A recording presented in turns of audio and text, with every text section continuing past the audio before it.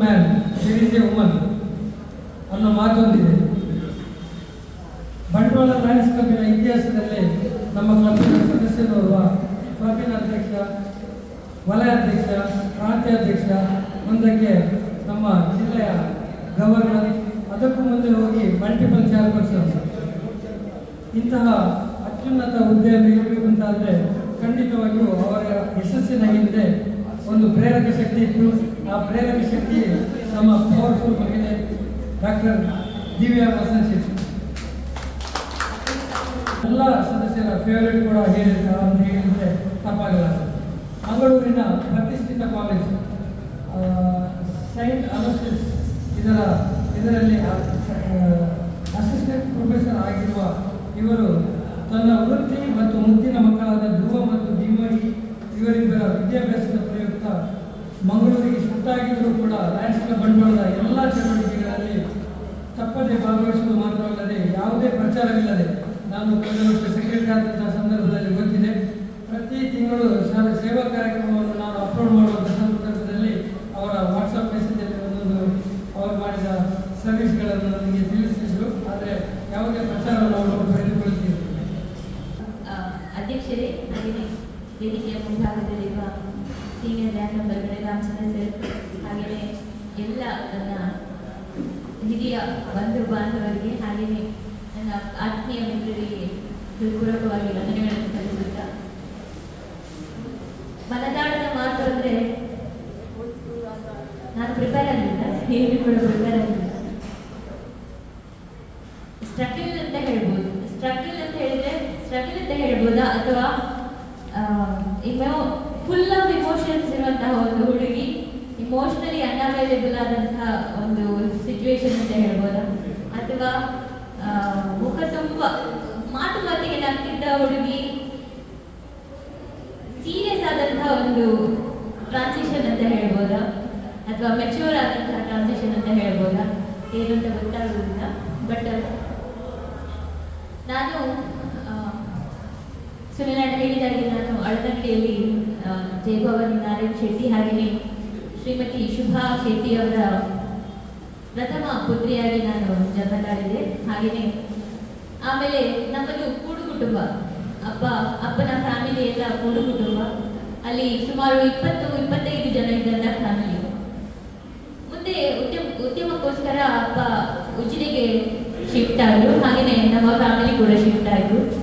ಅಲ್ಲಿ ನನ್ನ ವಿದ್ಯಾಭ್ಯಾಸ ಮುಂದುವರಿತು. ನಾನು ಗುರುವಾರಕೆರೆಯಲ್ಲಿ ಸರ್ಕಾರಿ ಹಿರಿಯ ಪ್ರಾಥಮಿಕ ಶಾಲೆಯಲ್ಲಿ ನಾನು ಪ್ರಥಮ 3 ವರ್ಷಗಳ ಕಾಲ ನಾನು ಅಲ್ಲಿ ಕಲಿತದ್ದು. ಹಾಗೆಯೇ ಅಪ್ಪ ಉದ್ಯಮಕ್ಕೋಸ್ಕರ ಅಲ್ಲಿ ಶಿಫ್ಟ್ ಆಗೋದ್ರಿಂದ ನಾನು 4ನೇ ಕ್ಲಾಸಿಂದ 7ನೇ ಕ್ಲಾಸ್ವರೆಗೆ ನಾನು ಉಜಿರೆಯಲ್ಲಿ ನನ್ನ ವಿದ್ಯಾಭ್ಯಾಸವನ್ನು ಮಾಡಿದೆ. ಹಾಗೆಯೇ ತಂದೆ ತಮ್ಮ ಉದ್ಯಮದಲ್ಲಿ ತೊಡಗಿಸಿಕೊಂಡರು, ಹಾಗೆಯೇ ಅಮ್ಮ ಗೃಹಿಣಿಯಾಗಿದ್ದರು. ಮುಂದೆ 7ನೇ ಕ್ಲಾಸ್ ನಾನು ಪಠ್ಯ ಹಾಗೂ ಪಠ್ಯೇತರ ಚಟುವಟಿಕೆಯಲ್ಲಿ ನಾನು ಪ್ರತಿ ಸರಿ ನಾನು ಆವರೇಜ್ ಸ್ಟೂಡೆಂಟ್.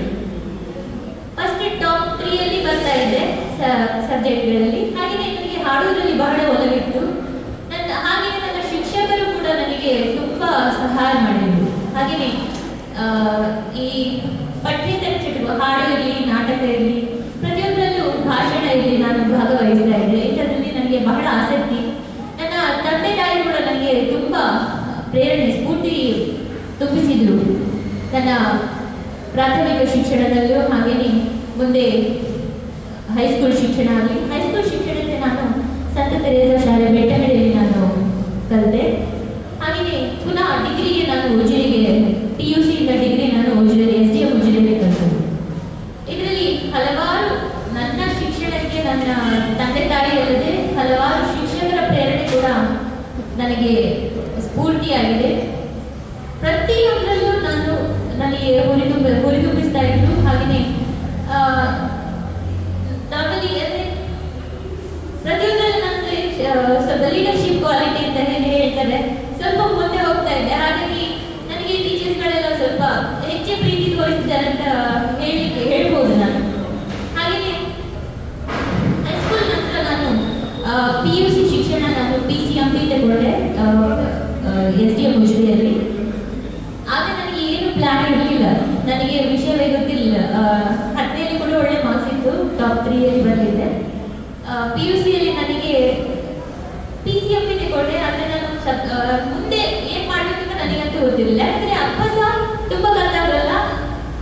ನಮ್ಮ ಫ್ಯಾಮಿಲಿಯಲ್ಲಿ ದೊಡ್ಡದಾಗಿ ಸಾಧನೆ ಮಾಡಿರುವಂಥವರು ಇರಲಿಲ್ಲ, ಹೆಚ್ಚಂದ್ರೆ ಡಿಗ್ರಿ.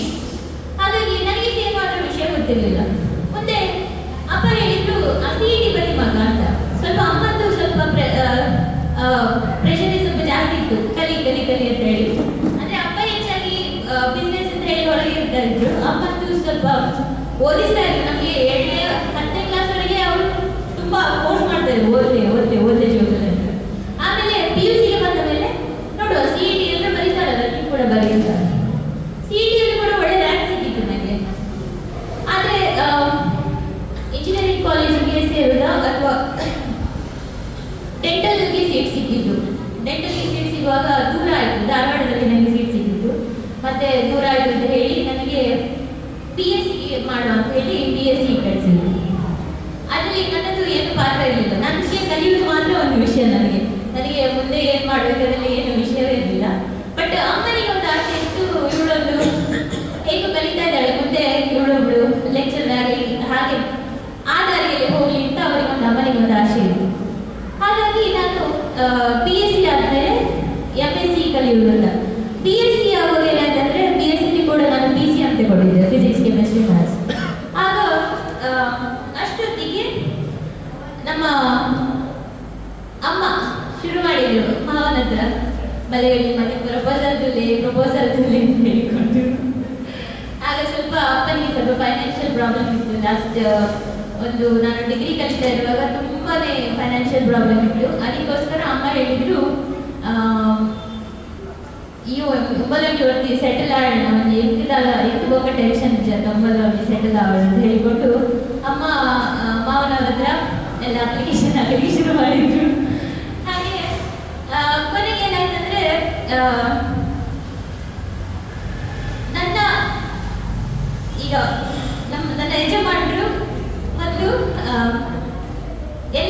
LIC ವರ್ಕ್ ಮಾಡ್ತಾ ಇದ್ರು. ಯಜಮಾನರು LIC ವರ್ಕ್ ಮಾಡ್ತಾ ಇರುವಾಗ ಅವರೊಟ್ಟಿಗೆ ರಮೇಶ್ ಶೆಟ್ರು ಅಂತ ಇದ್ರು, ಬಜೆ ರಮೇಶ್ ಶೆಟ್ರು, ಮಾವನ ಪದವಲ್ಲಿ ಬಜೆ ರಮೇಶ್ ಶೆಟ್ರು ಅಂತ. ಅವರು ನನ್ನ ಮಾವನ ಸಂಬಂಧಿ, ಮಾವನ ಅತ್ತೆಯ ಸಂಬಂಧಿ. ಚಂದ್ರ ಶೆಟ್ರು ಮಾವನಂದು ಕೊಡಸೂರು ಚಂದ್ರ ಶೆಟ್ರು ಅವರ ಸಂಬಂಧಿ. ಅವರು ಹೇಳಿದ್ರು ಇಂಚ ಒಂಜಿ ಆಡಲು ಶೆಟ್ರು ಅಂತ ಹೇಳಿ ಚಂದ್ರಣ್ಣ ಅಂತ ಹೇಳಿ ಮಾವನ ಹತ್ರ ಹೇಳಿದರು. ಅದು ಪ್ರಪೋಸಲ್ ಅಮ್ಮನ ಹತ್ರ ಬಂತು. ಅದು ಅಮ್ಮನಿಗೆ ಹೇಗೆ ಬಂದು ಹೇಳಿದ್ರೆ ನನ್ನ ಸಣ್ಣ ಮಾವ ಬಂದು ದಿಲ್ಲಿ ಅವನಿಗೆ ಪ್ರಪೋಸಲ್ ಉಂಟು, ಆಡ ತೊಂದರೆ ಇಜ್ಜಿ ಬೆಲೆ ಇಟ್ಟುಂಟು ಈಗ ಅಷ್ಟೇ ಆಯ್ತು, ಬೇರೆ ಎಂತ ವಿಷಯ ಇರಲಿಲ್ಲ ಅವರಲ್ಲಿ. ಆಗ ನಾನು ಹೇಳಿದ್ದೆ ನಮಗೆ ಕುತ್ತಾಗ ಬಂದಾಗ ಅಷ್ಟೊತ್ತಿಗೆ ಎಂಟು ಕೊಡ್ಚಿ ಅಷ್ಟೊತ್ತಿಗೆ ನಾನು ಫೈನಲ್ ಹೇಳಿದ್ದೆ ಎಂಟು ಕೊಡ್ಚಿ ನಾನಿದ್ದೆ ಮನೆ ಮೇಲೆ ಎಂಟು ಸ್ಟೇಜ್ ಇದ್ದೆ ಅಂತ ಹೇಳಿ ಅಮ್ಮನ ಹತ್ರ ಅಳು. ಆಗ ಅಮ್ಮ ಹೇಳಿದ್ರು ಬೇಡ ಅದು ಮಗ ಒಂಚೂರು ಅರ್ಥ ಮಾಡ್ತದ್ದು ಎಲ್ಲ ನಮ್ಮ ಒಂಚೂರು ಪ್ರಾಬ್ಲಮ್ ಅರ್ಥ ಮಾಡ್ತದ್ದು ಇತ್ತೆ ಹೋಗ್ಬಿಟ್ಟು ನನ್ನ ಕಲ್ಪವೆ ನನಗೆ ತುಕ್ಕ ಅಂತ ಹೇಳಿಕೊಂಡು ಮತ್ತೆ ನನ್ನನ್ನು ಒಪ್ಪಿಸಿದ್ರು. ಒಪ್ಪಿಸಿ ಹಾಗೆಯೇ ಮಾವನ ಹತ್ರ ಹೇಳಿದ್ರಂತೆ. ಮಾವನ ಹತ್ರ ಹೇಳುವಾಗ ಮಾವ ಹೇಳಿದ್ರು ನೋಡ ನಾನು ನಮ್ಮ ಹತ್ರ ಮಾತಾಡ್ತೇನೆ ಅಂತೇಳಿ. ಮಾವನಿಗೆ ಸಹ ಖುಷಿ, ಮಕ್ಕಳು ಓದೋದಂದ್ರೆ ಅವರಿಗೆ ಭಾಳ ಇಷ್ಟ. ನನ್ನ ಇವತ್ತು ಬಾವಿ ಗಂಡನ ಹತ್ರ ಹೇಳಿದ್ರು ಅವಳನ್ನು ಮುಂದೆ ಓದಿಸ್ಬೇಕು ಅಂತ. ನನ್ನ ಬಾವಿ ಗಂಡ ಏನು ಅದಕ್ಕೆ ಅಬ್ಜೆಕ್ಷನ್ ಮಾಡಲಿಲ್ಲ. ಹಾಗಾಗಿ ನಾನು MScಗೆ ಜಾಯ್ನ್ ಆದೆ. ಬ್ಯಾಂಗ್ಳೂರು ಯೂನಿವರ್ಸಿಟಿಯಲ್ಲಿ MScಗೆ ಜಾಯ್ನ್ ಆದೆ. ಬ್ಯಾಂಗ್ಳೂರು ಯೂನಿವರ್ಸಿಟಿಗೆ MScಗೆ ಜಾಯ್ನ್ ಆಗುವಾಗ ಅಷ್ಟೊತ್ತಿಗೆ ಆ ವರ್ಷದಲ್ಲೇ ನನಗೆ ಮದುವೆ ಆಯಿತು. MSc ಫಸ್ಟ್ ಇಯರಲ್ಲಿ ಇರುವಾಗಲೇ ನನಗೆ ಮದುವೆ ಆಯಿತು. ಮತ್ತೆ ನನ್ನ ವಿದ್ಯಾಭ್ಯಾಸ ಮುಂದುವರಿತು. ಹಾಗೆಯೇ ನನ್ನ ಚಂದ್ರಮಾವ ಇದರಲ್ಲಿ ನನಗೆ ತುಂಬ ಸ್ಫೂರ್ತಿ ಕೊಟ್ಟವರು ನನ್ನ ಜೀವನದಲ್ಲಿ. ಹಾಗೆಯೇ ಎಲ್ಲ ಮಾವಂದರು ಪ್ರಕಾಶ್ ಶೆಟ್ರು ಅಂತ ಹೇಳಿ, ಪ್ರಕಾಶ್ ಶೆಟ್ರು ಈಗ PDO ಆಗಿದ್ದಾರೆ. ಹಾಗೆಯೇ ಉದಯ್ ಶೆಟ್ರು ಅಂತ ಹೇಳಿ, ಆಮೇಲೆ ನಿತ್ಯಾನಂದ ಶೆಟ್ರು ಅವರಿಗೆ ರಿಟೈರ್ಡ್ SACCCಯಲ್ಲಿ ಬ್ಯಾಂಕಲ್ಲಿ ವರ್ಕ್ ಮಾಡ್ತಾ ಇದ್ರು, ಅವರು ಕೂಡ ರಿಟೈರ್ಡ್. ನಮ್ಮ ಫ್ಯಾಮಿಲಿಯಲ್ಲಿ ಎಲ್ಲರೂ ಲೀಡರ್ಶಿಪ್ ಕ್ವಾಲಿಟಿಯಲ್ಲಿ ಸ್ವಲ್ಪ ಮುಂದೆ ಇದ್ದವರು ಅಂತ ಹೇಳ್ಬೋದು ಪ್ರತಿಯೊಬ್ಬರಲ್ಲೂ ಕೂಡ. ಹಾಗೆಯೇ ಅವರದೊಂದು ಜೀವನ ನನಗೆ ಸ್ಫೂರ್ತಿ ಆದಂಥದ್ದು. 4 ಜನ ಮಾವನವರು ಕೂಡ ಫಾರ್ ಸಿಂಪ್ಲಿಸಿಟಿ. ನಂದು ಎರಡನೇ ಮಾವ ಪ್ರಕಾಶ್ ಮಾವ, ಅವರು ಈಸ್ ಅ ಬೆಸ್ಟ್ ಓರೇಟರ್. ಅವರೊಬ್ಬರು ಒಳ್ಳೆ ವಾಗ್ಮಿ, ಒಳ್ಳೆ ಮಾತುಗಾರ, very good leader. And also is into ಅವರು ಗೌರ್ಮೆಂಟ್ ಜಾಬಲ್ಲಿ ಇದ್ದಾರೆ. ಅದನ್ನು ಗ್ರಾಮದ ಟೈಮಲ್ಲಿ ಗ್ರಾಮ ಪಂಚಾಯತಿಯಲ್ಲಿ ಕೆಲಸ ಮಾಡ್ತಾ ಇರುವಾಗ ಅವರಿಗೆ ರಾಷ್ಟ್ರಪತಿ ಪುರಸ್ಕಾರ ಕೂಡ, ಅತ್ಯುನ್ನತ ಪ್ರಶಸ್ತಿ ಕೂಡ ಸಿಕ್ಕಿತ್ತು ಅವರಿಗೆ. ಅಂತಹ ಒಂದು ಫ್ಯಾಮಿಲಿಯಿಂದ ಬಂದವರು. ಹಾಗೆಯೇ ಚಂದ್ರಮ್ಮ ನಿಮ್ಗೆ ಎಲ್ರಿಗೂ ಗೊತ್ತಿದೆ.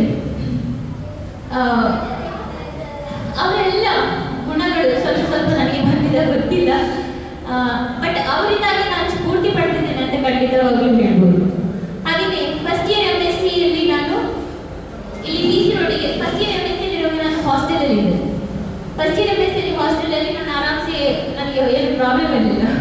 ಬಟ್ ಈಗ ನನಗೆ ಇಲ್ಲಿ ಅಂತ ಹೇಳ್ತಾರೆ, ಬಾವಿಯೊಳಗಿನ ಕಪ್ಪೆಗೆ ಸಮುದ್ರಕ್ಕೆ ಹೇಗೆ ಬಿಟ್ಟರೆ ಹೇಗಾಗ್ತದೆ ಅಂತಹ ಪರಿಸ್ಥಿತಿ ಆಗಿದೆ. ಯಾಕಂದರೆ ಇಲ್ಲಿ ನನ್ನನ್ನೆಲ್ಲ ಪ್ಯಾಂಪರ್ ಮಾಡೋರು ಇದ್ದದ್ದು ಫ್ಯಾಮಿಲಿಯಲ್ಲಿ, ಅಂದರೆ ಕೊಂಡಾಟ ಅಂತ ಹೇಳ್ತಾರಲ್ಲ. ಬಟ್ ಇಲ್ಲಿ ಸಡನ್ ಇಲ್ಲಿ ಬರೋದಕ್ಕೆ ಆಗಲಿಲ್ಲ. ನಾನು ಮತ್ತೆ ನನ್ನ ಗಂಡ ಇಬ್ಬರೇ ಇದ್ದಾರೆ ಮನೆಯಲ್ಲಿ. ಅತ್ತೆಯವರಿದ್ದದ್ದು ರಾಯಚೂರಲ್ಲಿ. ಅತ್ತೆ ಮತ್ತೆ ಅವರ ಫ್ಯಾಮಿಲಿ, ಎರಡನೇ ಅಣ್ಣ ಮತ್ತೆ ಸಣ್ಣ ತಮ್ಮ ಎಲ್ಲ ಫ್ಯಾಮಿಲಿ ರಾಯಚೂರಲ್ಲಿ ಇರೋದು. ಹಾಗಾಗಿ ನಾನು ಮತ್ತೆ ಇವರು ಇಬ್ಬರೇ ಇದ್ದದ್ದು ಮನೆಯಲ್ಲಿ. ಫಸ್ಟ್ ಇಯರ್ ಹೇಗೆ ಹೋಯ್ತು ಅಂತ ನನಗೆ ಗೊತ್ತಾಗಲಿಲ್ಲ. ಬಟ್ ಸೆಕೆಂಡ್ ಇಯರ್ ನನ್ನ ಲೈಫ್ ಇಟ್ ವಾಸ್ ಸ್ಟ್ರಗಲ್. ಯಾಕಂದರೆ ಬೆಳಿಗ್ಗೆ ತಿಂಡಿ ಅಡಿಗೆ ಎಲ್ಲ ಮಾಡಿ ಶಾಲೆಗೆ ಹೋಗ್ಬೇಕಿತ್ತು. ಆಮೇಲೆ ಬಂದು ಅಲ್ಲಿ ಬಸ್ಸಲ್ಲಿ ಮ್ಯಾಂಗ್ಳೂರ್ ಯೂನಿವರ್ಸಿಟಿಗೆ ಹೋಗ್ಬೇಕಿತ್ತು, ಕೊಣಾಜೆಗೆ. ಸಂಜೆ ಬರುವಾಗ ಫುಲ್ ರಶ್. ನೀವು ನೋಡಿರ್ಬೋದು, ಗೊತ್ತಿಲ್ಲ ನನಗೆ ನೀವು ನೋಡಿದ್ದೀರ ಅಂತ. I have experience. ಅದು 5-6 ವರ್ಷ ನಾನು ಎಕ್ಸ್ಪೀರಿಯನ್ಸ್ ಮಾಡಿದ್ದೇನೆ. ಬರುವಾಗ ಬಸ್ಸಲ್ಲಿ ನೇತಾಡಿಕೊಂಡು ಬರಬೇಕು. ಮತ್ತೆ ಇಲ್ಲಿ ಪುನಃ ಕ್ಲೀನಿಂಗ್, ಅಡಿಗೆ, ಒರೆಸೋದು, ಗುಡಿಸೋದು, ಬಟ್ಟೆ ಒಗೆಯೋದು ಎಲ್ಲ ಕೆಲಸ. But for men it may look like it's normal, ಎಲ್ಲರಿಗೂ ವಿಶೇಷ ಉಂಟು ಅಂತ. But I as A women we know the struggle. ಅದು ಸುಸ್ತಾಗಿ ತಡ್ಕೊಳಿಕ್ಕಾಗುತ್ತೆ. ಮತ್ತೆ ಅಷ್ಟು ಹೊತ್ತಿಗೆ ನಾವು ಇವರೊಂದು 10 ಗಂಟೆ 10:30 ಅಷ್ಟೊತ್ತಿಗೆ ಬರ್ತಾ ಇದ್ರು. 10:30 ಅಷ್ಟೊತ್ತಿಗೆ ಬರ್ತಾ ಇದ್ರು. ಮತ್ತೆ ಮರುದಿನ ಇದೆ ನಂದು ಒಂದು ಆಗ MSc ಯಲ್ಲಿ. ಈಗ ಆ್ಯಕ್ಚುಲಿ 89-90% ಎಲ್ಲ ದೊಡ್ಡ ವಿಷಯವೇ ಇಲ್ಲ. 89-90% MSc ತೆಗೆಯೋದು. ಬಟ್ ಆಗ 65% ಅಂದರೆ ಹೈ ಫಸ್ಟ್ ಕ್ಲಾಸ್, 72% ಅಂದರೆ ಇವರ ಟಾಪರ್ MSc ಯಲ್ಲಿ. ಬಟ್ ಆಗ ನನಗೆ 68-69% ಇದ್ದವಳಿಗೆ ಸಡನ್ 58ಗೆ ಡ್ರಾಪ್ ಆಯಿತು ನಂದು ಸೆಕೆಂಡ್ ಸೆಮಿಸ್ಟರ್ ನಂದು ಪರ್ಸೆಂಟೇಜ್. ಅಷ್ಟು ನನಗೆ ಓದಲಿಕ್ಕೆ ಕಾನ್ಸಂಟ್ರೇಷನ್ ಇಲ್ಲ, ಇದೆ ಸುಸ್ತು ಆಗಿದೆ ಆಯ್ತು ನನಗೆ ಕೆಲಸ ಅಂತ ಹೇಳ್ಬೋದು. But somehow I balanced it. MSc ಬಂದು ನಾನು MSc ಕಂಪ್ಲೀಟ್ ಮಾಡಿದೆ. That was days of struggle ಅಂತ ಹೇಳ್ಬೋದು. ಹಾಗೆಯೇ ಅಷ್ಟೊತ್ತಿಗೆ ನಾನು ಮದುವೆ ಆದ ಕೂಡಲೇ ನನಗೆ ಗೊತ್ತಾಯಿತು ಇವರು ಲಯನ್ಸ್ ಕ್ಲಬ್ಬಲ್ಲಿ ಇದ್ದಾರೆ ಅಂತ. ಬಟ್ ಆಗ ಇಲ್ಲಿ ಲೇಡಿ ಲಯನ್ಸ್ ಯಾರು ಪಾರ್ಟಿಸಿಪೇಟ್ ಮಾಡ್ತಾ ಇರಲಿಲ್ಲ. Mostly it was mail oriented. It was ನಾವೆಲ್ಲ ಬರ್ತಾನೆ ಇರಲಿಲ್ಲ ಯಾರು ಕೂಡ. ನಮಗೆ ಬರ್ತಾ ಇರೋದಂದ್ರೆ ಒಂದೇ ಅಧ್ಯಕ್ಷರ ಐ ಮೀನ್ ಇನ್ಸ್ಟಾಲೇಷನ್ಗೆ ಬರ್ತಾ ಇದ್ದದ್ದು ಮಾತ್ರ. ಮೋಸ್ಟ್ಲಿ DG ವಿಸಿಟ್ಗೆ ಬರ್ತಾ ಇದ್ದೆ ಬರೋದು ಕೊನೆಗೆ. ಹಾಗಾಗಿ ನನಗೆ ಮಾವನ ಪ್ರೆಸಿಡೆಂಟ್ಶಿಪ್ ಇನ್ಸ್ಟಾಲೇಷನ್ಗೆ ಬಂದಿದ್ದೆ. ಆಮೇಲೆ ಇವರ ಇನ್ಸ್ಟಾಲೇಷನ್ ಇಂಥದ್ದೇ. ಆಮೇಲೆ ನಮಗೆ 6-7 ವರ್ಷ ಅದರದ್ದು ಟಚ್ ಇರಲಿಲ್ಲ. ಬಟ್ 2012 ಇಲ್ಲಿ ಲೇಡಿ ಲಯನೆಸ್ ಕ್ಲಬ್ ಸ್ಟಾರ್ಟ್ ಆಯಿತು. ಆಶಾ ಚಂದ್ರಮೋಹನ್ ಅವರು ಲಯನೆಸ್ ಕೋಆರ್ಡಿನೇಟರ್ ನಮಗೆ ಲೇಡಿ ಲಯನೆಸ್ ಸ್ಟಾರ್ಟ್ ಮಾಡಿದ್ರು, ಲಯನೆಸ್ ಕ್ಲಬ್ ಬಂಡವಾಳ ಸ್ಟಾರ್ಟ್ ಮಾಡಿದ್ರು. ಆಗ ನಮ್ಮದು ಲಯನೆಸ್ ಗ್ರೂಪ್ ತುಂಬ ಆಕ್ಟಿವ್ ಆಗಿದೆ. ಆ ಪೀರಿಯಡಿಂದ ಈಗಿನವರೆಗೂ ಅಂತ ಹೇಳ್ಬೋದು Lions club it has reached several milestones along with the lady lads ಅಂತ ಹೇಳ್ಬೋದು. ಅದಕ್ಕಿಂತ ಮೊದಲು ಕೂಡ ತುಂಬ ಸರ್ವಿಸ್ ಮಾಡ್ತಾ ಇತ್ತು. Service and fellowship it was going together. But lady lance join ಆದಮೇಲೆ ಮೊದಲು ಕೂಡ ಇತ್ತು ಅಂತ ಕೇಳಿದ್ದೆ. ಬಟ್ ಲೇಡಿ ಲ್ಯಾನ್ಸ್ ಜಾಯ್ನ್ ಆದಮೇಲೆ it there was drastic change ಅಂತ ಹೇಳ್ಬೋದು. ಆಗ ಕಲ್ಚರಲ್ ಇರ್ಬೋದು, ಸ್ಪೋರ್ಟ್ಸ್ ಇರ್ಬೋದು, ಪ್ರತಿಯೊಂದು ಇವೆಂಟ್ಸಲ್ಲಿ ಕೂಡ ನಾವು ಜಾಯಿನ್ ಆಗಿ ನಾವು ಆಕ್ಟಿವ್ ಆಗಿ ಪಾರ್ಟಿಸಿಪೇಟ್ ಮಾಡ್ತಾ ಇದ್ದೆವು. It was a wonderful period ಅಂತ ಹೇಳ್ಬೋದು. ಬಟ್ ಅದೇ ಸ್ಟಾಪ್ ಮಾಡಿದ್ರಿಂದ ಒಂದು 4 ವರ್ಷದ ಹಿಂದೆ ಇದು ಸ್ಟಾಪ್ ಆಯಿತು ಲೇಡಿ ಲಯನೆಸ್ ಗ್ರೂಪ್. ಹಾಗಾಗಿ ಸ್ವಲ್ಪ ಲಯನೆಸ್ ಇದು ಪಾರ್ಟಿಸಿಪೇಷನ್ ಕೂಡ ಕಡಿಮೆ ಆಗ್ತಾ ಬಂದಿದೆ ಅಂತ ಹೇಳ್ಬೋದು. ಹಾಗೆ ಆಮೇಲೆ ನಾನು MSc first year MSc second year ಆದ ಕೂಡಲೇ ನನಗೆ ಮಗುವಾಯಿತು. ನಾನು MSc ಮುಗ್ದ ಕೂಡಲೇ ನಾನು 1 ವರ್ಷ ನಾನು ಕಾರ್ಮೆಲ್ ಕಾಲೇಜಲ್ಲಿ ವರ್ಕ್ ಮಾಡ್ತಾ ಇದ್ದೆ. ಕಾರ್ಮೆಲ್ ಕಾಲೇಜಲ್ಲಿ ವರ್ಕ್ 1 ವರ್ಷ ಮಾಡಿ ಆಮೇಲೆ ನನಗೆ ಸೆಕೆಂಡ್ ಇಯರಲ್ಲಿ ಮಗುವಾಯಿತು. ಹಾಗೆ ನಾನು ಗ್ಯಾಪ್ ತೆಗೊಂಡೆ, ಬ್ರೇಕ್ ತೆಗೊಂಡೆ. ಮತ್ತೆ ಧ್ರುವನಿಗೆ ದೊಡ್ಡ ಮಗು ಹುಡುಗ, ಅವನಿಗೆ 9 ತಿಂಗಳಾಗುವಾಗ ನಾನು PhDಗೆ ಎನ್ರೋಲ್ ಆದೆ. So that is how I join in to PhD. So 4 ವರ್ಷ ನಾನು ಫೆಲೋಶಿಪ್ಪಲ್ಲಿ PhD ಮಾಡಿದೆ. ಸೊ ಆಗ UGC ಅವ್ರದ್ದು ಮೆರಿಟೋರಿಯಸ್ ಸ್ಟೂಡೆಂಟ್ಸ್ ಫೆಲೋಶಿಪ್ ಅಂತ ಬರ್ತಾ ಇತ್ತು. ಹಾಗೆಯೇ ಆ ಮೆರಿಟೋರಿಯಸ್ ಸ್ಟೂಡೆಂಟ್ ಫೆಲೋಶಿಪ್ ಒಟ್ಟಿಗೆ ನಾನು PhD ಮಾಡಿದೆ. ನನಗೆ ತುಂಬ ಫ್ಯಾಮಿಲಿ ಸಪೋರ್ಟ್ ಇತ್ತು. ಅಪ್ಪ ಅಮ್ಮ ಇಬ್ಬರು ಕೂಡ, ಅಪ್ಪ ಅಲ್ಲಿ ಒಬ್ಬರೇ ಇದ್ದರು.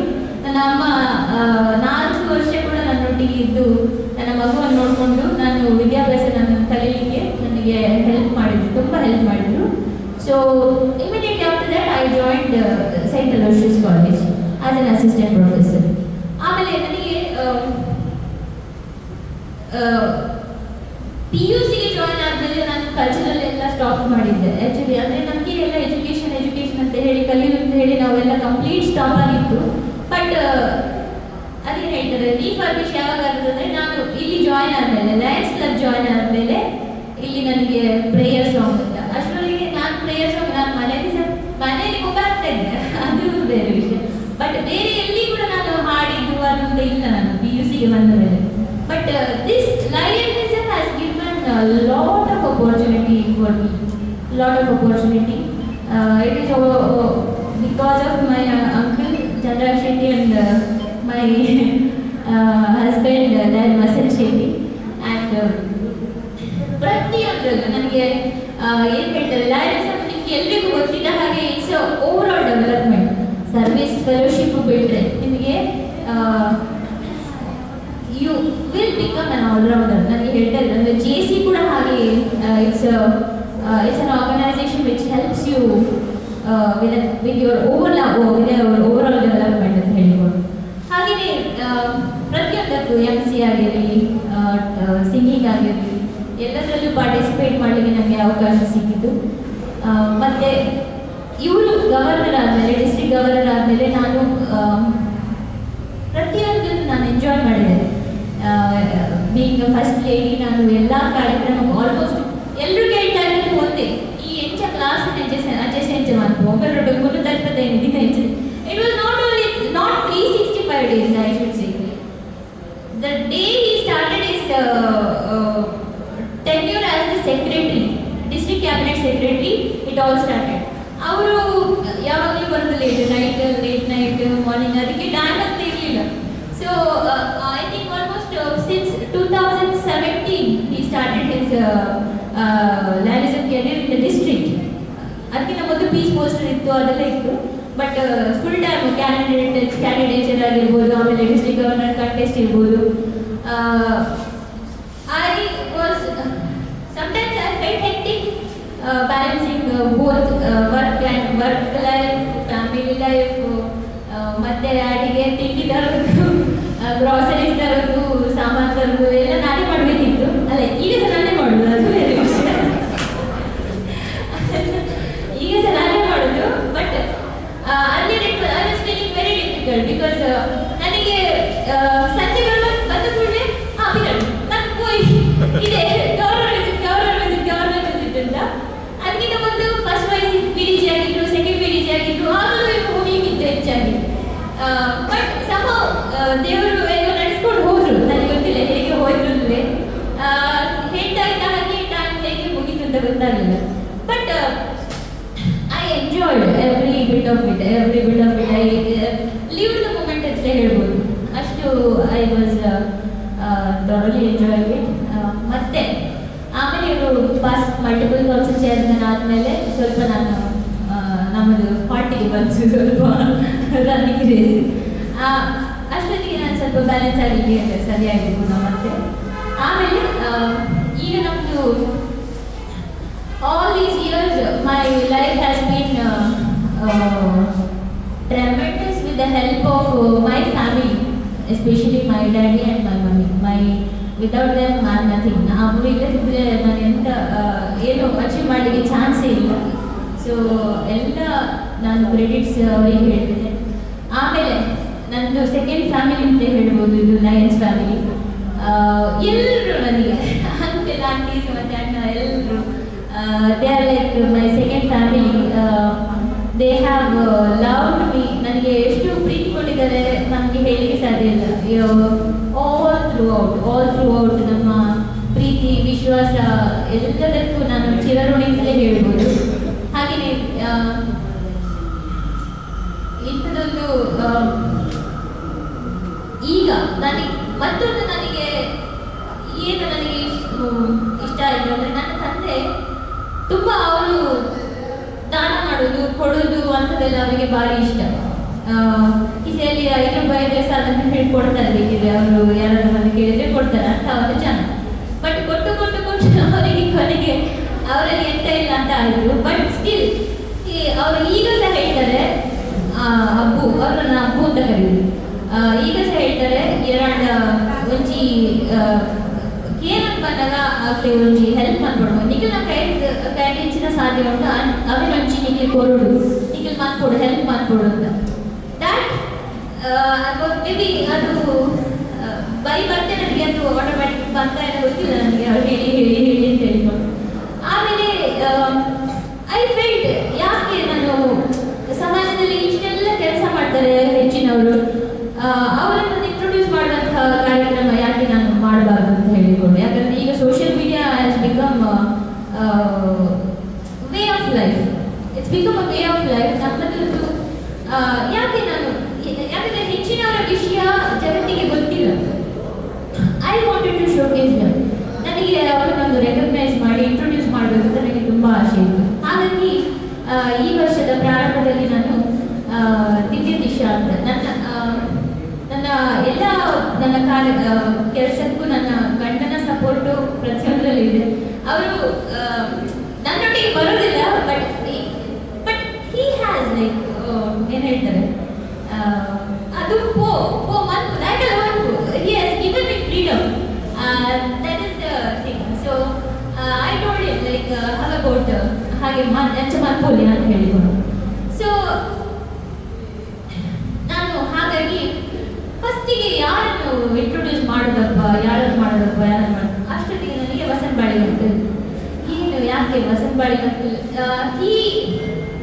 he has been doing a lot of service since his career. ಅವರು ಕರಿಯರ್ ಸ್ಟಾರ್ಟ್ ಮಾಡಿದ್ರಿಂದ ಶುರುವಾಗಿ ಇಷ್ಟರವರೆಗೆ ಕೂಡ ಅವರು ಪ್ರತಿಯೊಂದು ಸೇವೆಯಲ್ಲಿ ಕೈಯಾಡಿಸಿದ ಕ್ಷೇತ್ರ ಇಲ್ಲ ಅಂತ ಹೇಳ್ಬೋದು. ಹಾಗೆಯೇ ಹಲವಾರು ಜನ ನಮ್ಮಲ್ಲಿದ್ದಾರೆ, ವರ್ಡ್ರಾಗಲಿದ್ದಾರೆ, ಸಂಜೀವ್ ಅಂಕಲ್ ಇದ್ದಾರೆ, ಹಾಗೆಯೇ ಶ್ಯಾಮ್ ಅಂಕಲ್ ಇದ್ದಾರೆ, ತುಂಬ ಜನ ಇದ್ದಾರೆ, ಸತೀಶ್ ಅಂಕಲ್ ಇದ್ದಾರೆ. ಹಾಗೆಯೇ ಎಲ್ಲದರಲ್ಲೂ ಸೀನಿಯರ್ ಇರೋದು ವಸಂತ ಅಂಕಲ್. ಅವರತ್ರ ಯಾಕೆ ನಾನು ಕೇಳಬಾರ್ದು? But he never comes for the district programs and all that. I have not seen him anywhere during any district programs, but he will be always present for any of the club events. ಅಷ್ಟೊಂದು dedication, ಅಷ್ಟೊಂದು ಪ್ರೀತಿ. So ಯಾಕೆ ಅವರನ್ನು ನಾನು ಪರಿಚಯ ಮಾಡಬಾರ್ದು ಅಂತ ಅನಿಸಿದ್ದು. So ಇವ್ರ ಹತ್ರ ಹೇಳಿದ್ದೆ ನಾನು ಅವರನ್ನು ಪರಿಚಯ ಮಾಡಬೇಕು ಅಂತ. He happily agreed. Vasant uncle happily agreed. So I went and spoke to him. It was a beautiful conversation. He spoke his heart and ಹೇಳ್ಬೋದು. It went on very well. The extent of service, ಅವರು ಮಾಡಿದ ಕೆಲಸಗಳು, ಸೇವೆ, ನಮ್ಮಿಂದ ಅದರ 5% ಆದರೂ ಮಾಡಲಿಕ್ಕೆ ನಮಗೆ ಸಾಧ್ಯ ಆದರೆ ಅದು ನಮ್ಮ ಭಾಗ್ಯ ಅಂತ ಹೇಳ್ಬೋದು. ಅಷ್ಟೊಂದು ಸೇವೆಯನ್ನು ಮಾಡಿದ್ದಾರೆ. ಹಾಗೆಯೇ ಮುಂದೆ ನಾನು ನಮ್ಮ ಯಂಗ್ ಫ್ರೆಂಡ್ಸ್ ಅಧ್ಯಕ್ಷರು, ನಮ್ಮ ಲಯನ್ಸ್ ಕ್ಲಬ್ಬಿನ ಇನ್ನೊಬ್ಬ ಹೆಮ್ಮೆಯ ಸದಸ್ಯರು ಮೊಹಮ್ಮದ್ ಹನೀಫ್ ಅವರು, ಹಿದಾಯತ್ ಫೌಂಡೇಶನ್ ಮೊಹಮ್ಮದ್ ಹನೀಫ್ ಅವರನ್ನು ಸಂದರ್ಶನ ಮಾಡಿದೆ. ಅವರದ್ದು ಕೂಡ ಸರ್ವಿಸ್ ಕೇಳಿದರೆ ತುಂಬಾನೇ ಅತ್ಯುತ್ತಮ ಯೋಜನೆಗಳನ್ನು ಅವರು ಆಯೋಜಿಸಿದ್ದಾರೆ.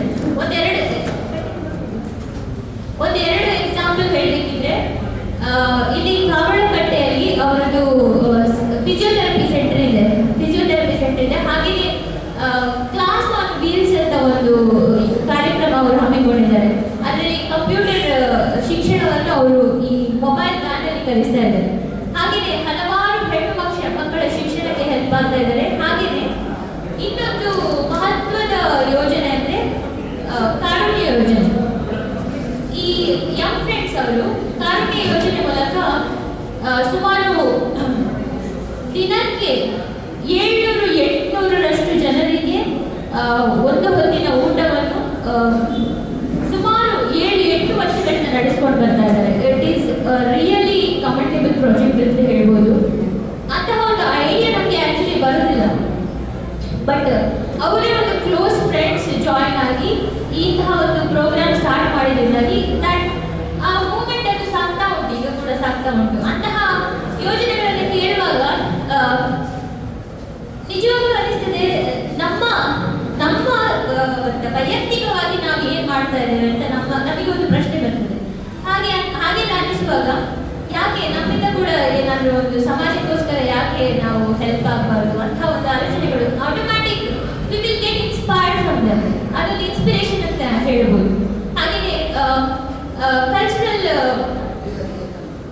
ಫೀಲ್ಡ್ ಅಲ್ಲಿ ನಾನು ಕರ್ಕಿ ಶೆಟ್ಟಿ ಅಂತ ಅವರನ್ನು ನಾನು ಇಂಟರ್ವ್ಯೂ ಮಾಡಿದೆ.